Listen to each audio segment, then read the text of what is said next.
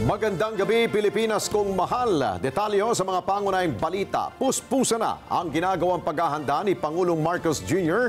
sa kanyang ikatlong State of the Nation Address at siya rin mismo ang gumagawa ng kung ano ang lalamanin ng kanyang talumpati.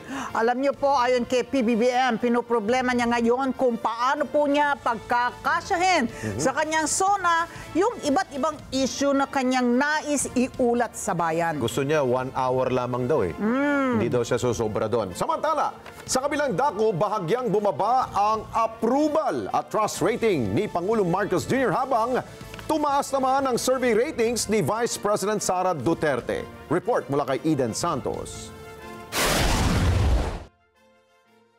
Abala na si Pangulong Ferdinand Marcos Jr. para sa kanyang ikatlong State of the Nation Address o SONA sa Lunes. Ayon kay Presidential Communications Office Secretary Cheloy Garafil, ang Pangulo ay nangunguna mismo sa pagsasapinal ng kanyang talumpati sa SONA.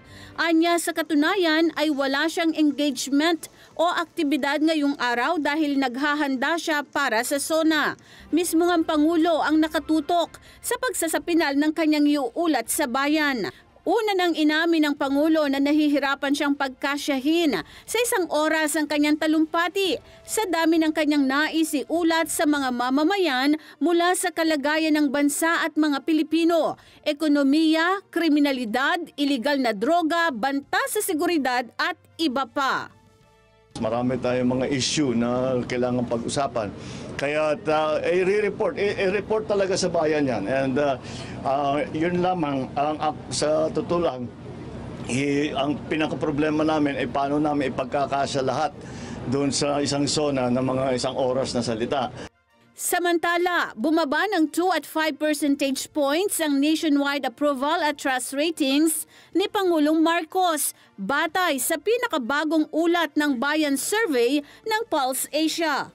Kung ikukumpara ang mga data noong March at June 2024, bumaba ang approval rating ni Marcos mula 55 hanggang 53, habang ang kanyang trust rating naman ay bumaba mula 57 hanggang 52. Naniniwala ang Liga ng Nagkakaisang Mahirap na ang pagbaba ng trust at approval ratings ni PBBM ay dahil sa mga pangako na hindi pa natutupad. Gayunman, umaasa pa rin ang nasabing NGO na babalik ang tiwala ng mga Pilipino sa oras na magawa ito ng Pangulo. Maaari po yan, kaya lang siguro bumaba dahil sa tagal siguro na ipatupad ni PBBM yung kanyang mga naipangako. Kagaya ng ano? Tulad nun sa mga pabahay niya na hindi naman, alam naman natin na hindi ganun kadali. May patupad talaga dahil maraming proseso ang pinagdadaanan nun. Pati yung sa bigas, hindi rin naman ganun kadali talagang pababain basta-basta yung bigas. Tumaas naman ng 2 puntos ang approval rating ni Vice President Sara Duterte mula 67 hanggang 69 sa katulad na peryodo, habang nanatili ang kanyang trust rating sa parehong buwan sa 71 percentage points. Eden Santos para sa Mata ng Agila. Matatag, matapang, matapat.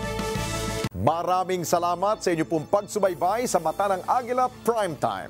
Para malaman ang matatag, matapang at matapat na mga balita, i-follow lamang at mag-subscribe sa @Net25 TV.